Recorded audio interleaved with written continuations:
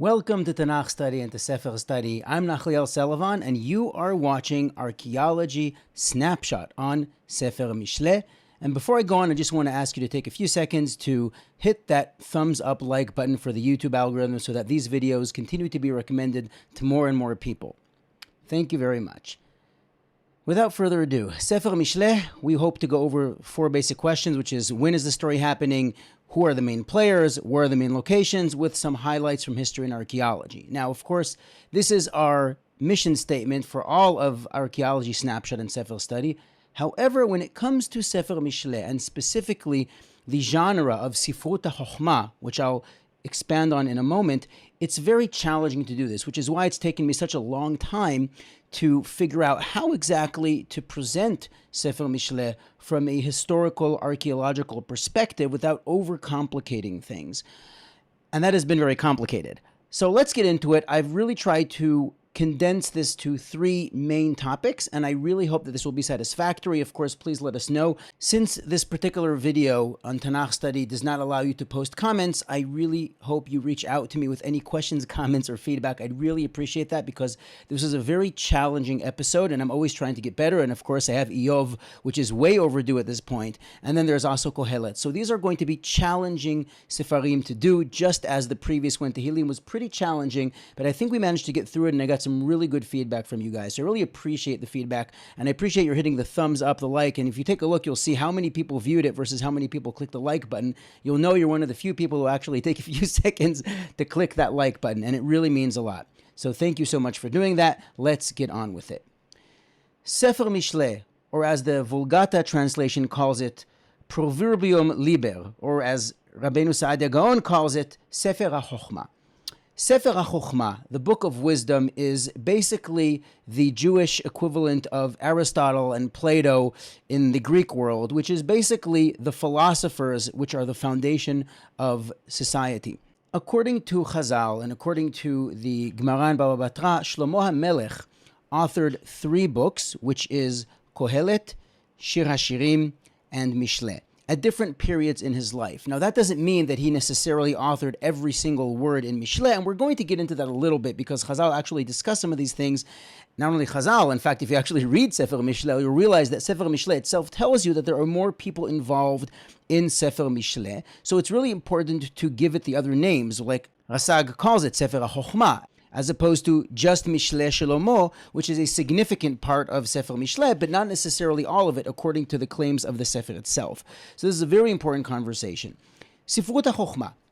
The second and third part of this video are going to be about Sifrut haChokma, about the wisdom of Mesopotamia and of Egypt, which indeed it mentions Vaterev Chochmat Shlomo Mechochmat Bnei Kedem, and it talks about Chochmat Mitzrayim. So we're going to get into that a little bit later. But I want to kind of give an overview and to talk about Sifrut haChokma and the challenges in terms of history and archaeology to appreciate what exactly are the difficulties with Sefer Mishle.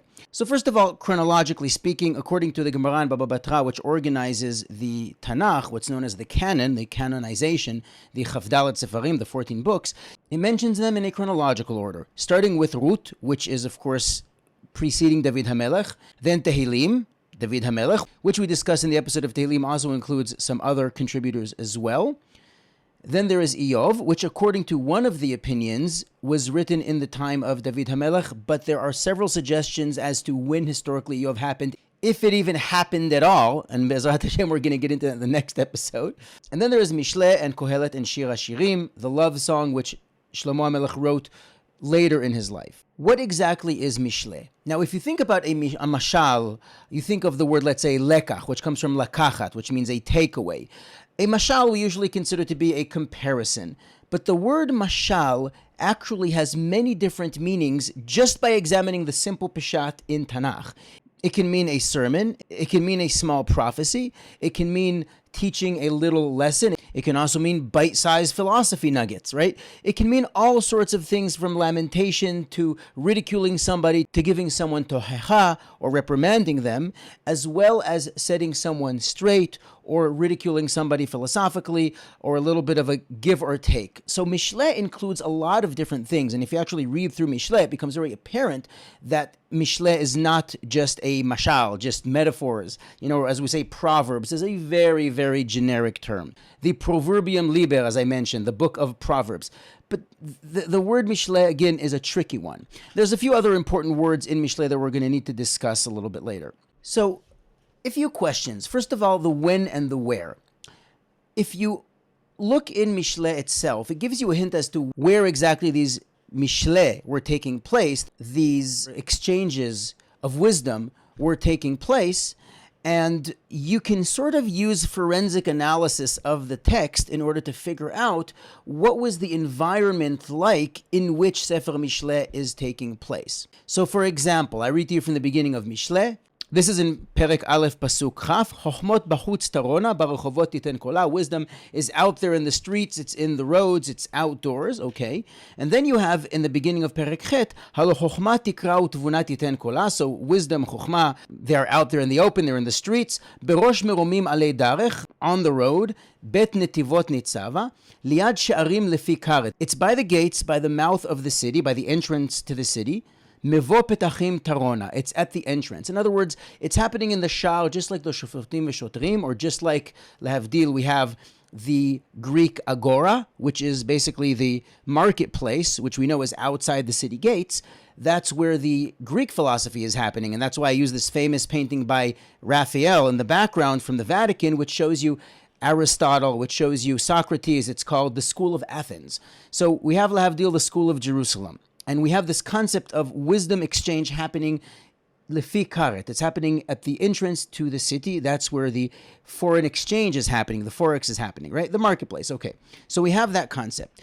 So when we talk about the Chokhmah of Shelomo, and we talk about Mishle and also Shir haShirim and Kohelet, we need to look at them with Sefer Melachim and with Divrei Hayamim in tandem in order to have the full context, to really understand what is going on and to ask sharper, nuanced questions. So I just want to give you one of several examples.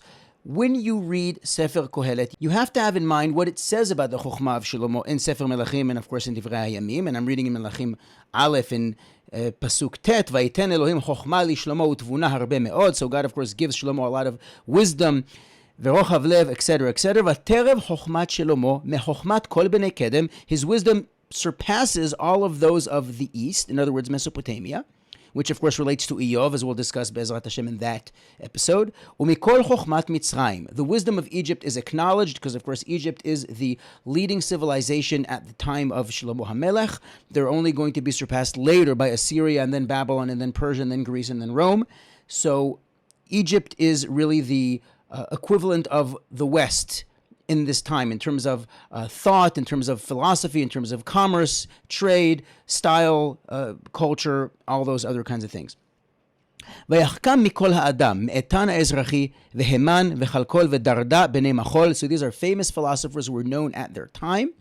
ויהי שמו בכל הגויים סביב. And so we have all of this fame around Shlomo haMelekh. Now, when it comes to archaeology and history, one of the challenges, of course, is that we don't have any mention of Shelomo in any other documentation from the ancient Near East, which isn't necessarily such a strong argument because we don't have that many things that were written down from this period. But of the little that we do, you'd expect to at least find some evidence of the fact that there was a powerful kingdom in the region. And I'm going to get to that a little bit later, so hold on to your horses. Continuing, Vaydaber Sheloshet Alafim Mashal, so he has 3,000 different types of Mishalim.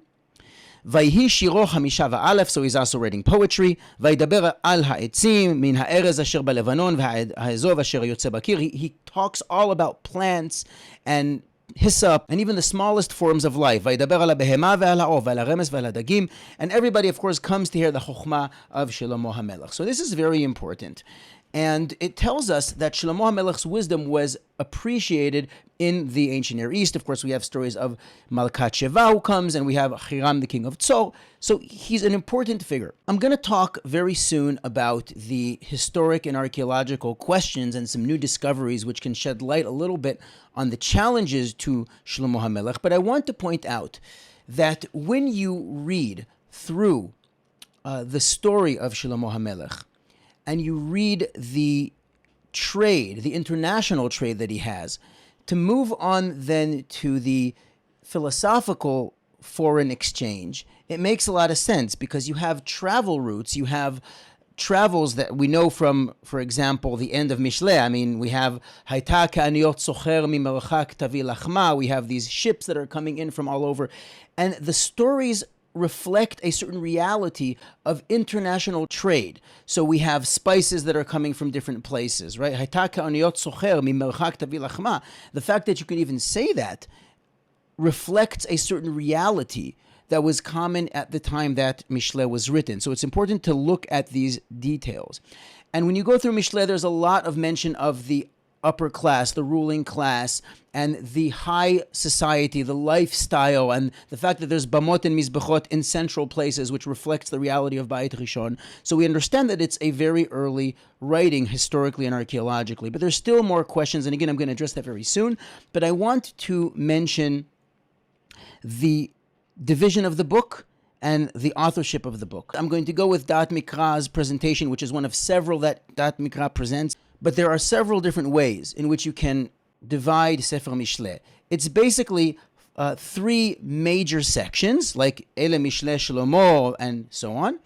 And then you have 5 sections which are basically anthologies, collections of different mishalim, which, according to Chazal, were put together by Anshe Knesset HaGedolah, themes which are thematically related, etc., even though they aren't necessarily attributed to Shlomo haMelekh.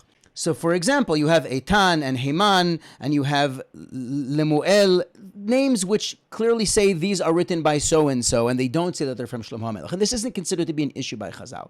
But now we have a very interesting passage in Perek Chafhe, Pasuk Aleph, which is Gam ele mishle Shelomo, asher ha'atiku anshe Hizkiah melech Yehuda.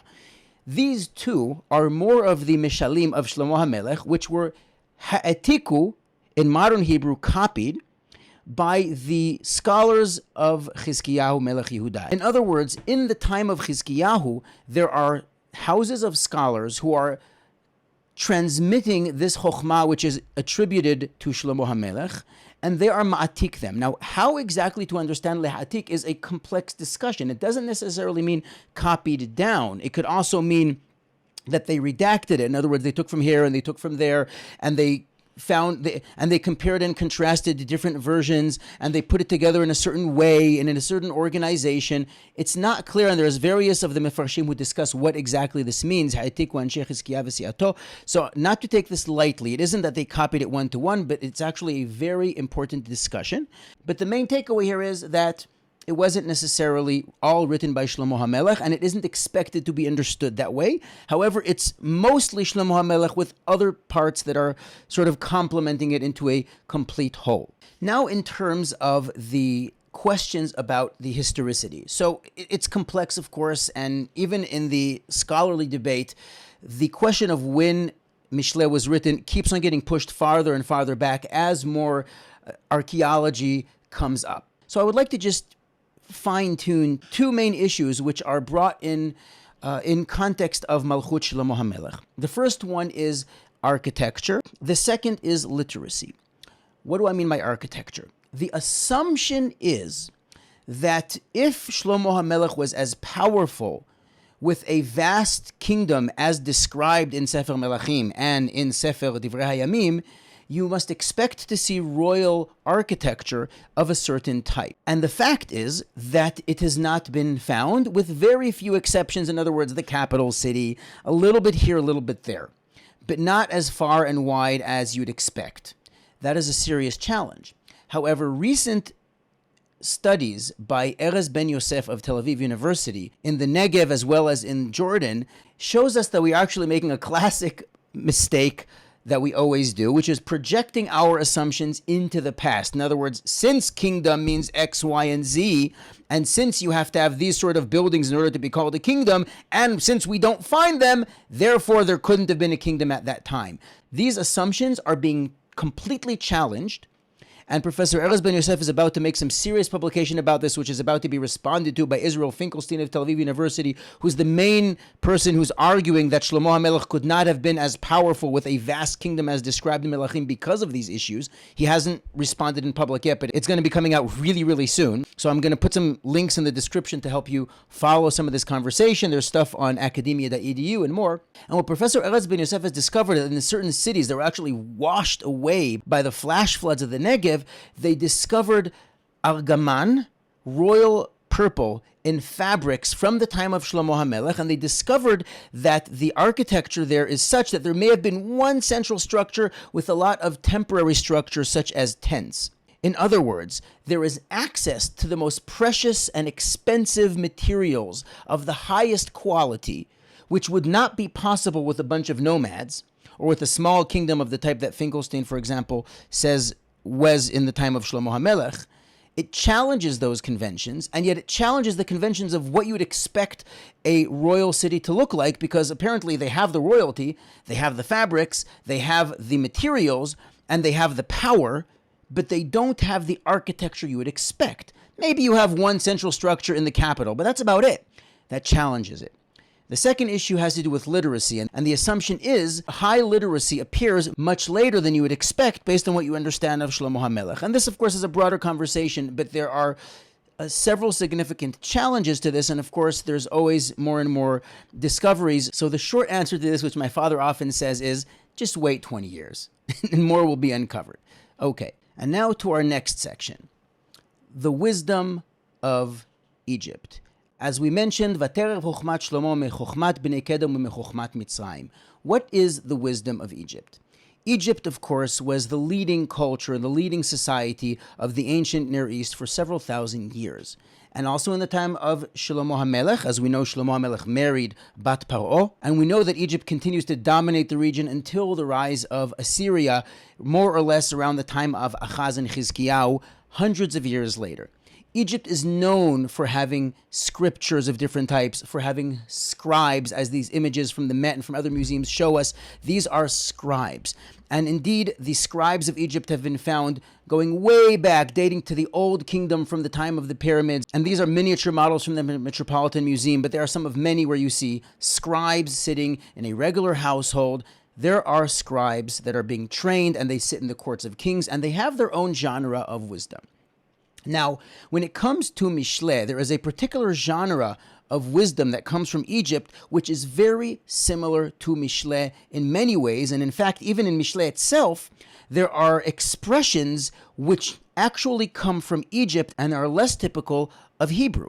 And it's fascinating to see this, because that means that there really is a foreign exchange of ideas and an awareness of the wisdom of Mitzrayim at the time. So for example, papyri, right? So we find papyri from ancient Egypt, which is very lucky because of the unique dry and arid climate of Egypt and the fact that many of these papyri were stored underground, so they were found. And there are very important papyri in the context of Sifrut HaChochma, which is wisdom literature. I'm going to link to some good information as well as a series of videos from Bar-Ilan University about this.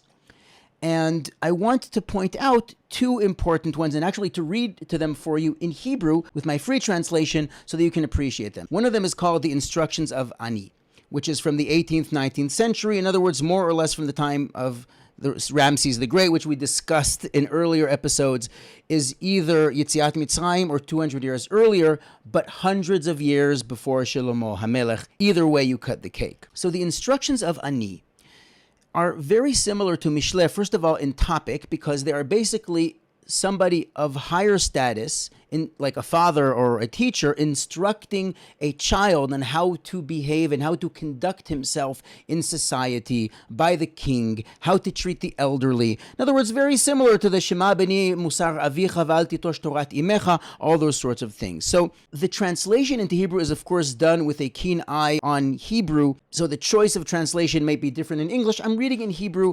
The similarity to Mishle should be taken with a grain of salt in terms of the exact wording, because, of course, this is done in order to make it easier for someone who knows Mishle to understand, but it's roughly similar in topic. So, for example, here's Ani, who's a few hundred years before David and Shlomo, maybe even earlier, as I mentioned, and it says, for example, how to stay away from a strange woman. Hishamer me'isha zara asher lo yad'u ota be'ira. Be careful, stay away from a woman who is not known in the city, because who knows what secrets she has. Al tabet elea belechta, al tide'ena baguf. Don't get too comfortable around her. Ani yafa tomar alecha yom yom. Oh, I am beautiful, she'll say to you day after day. Chet mavet lishmoa zot. Al telech acharei pen tikach et libcha. So you can kind of see that this is similar to Mishle Perek Bet Yud Zayin. Ha'ozevet aluf neurea ve'et brit Elohea shachacha. And a person who gets too close to her, כי שחה אל מוות ביתה ואל רפאים מעגלותיה, כל באיה לא ישובון ולא ישיגו אורחות חיים, which is also there later on in Perek Bet, and on and on. So I can go on and on. There's many comparisons on this. I mean, Sefer Dat Mikra goes through a lot of them, and other articles online. You'll find a lot of them, and of course, take it with a grain of salt, because some people say just because they're similar, one was taken from the other, and etc., etc. I'm not going in that direction. I'm just pointing out that there's a lot of similarity and foreign exchange of ideas. So this is one of them. The other very famous one is called the Instruction of Amenemope.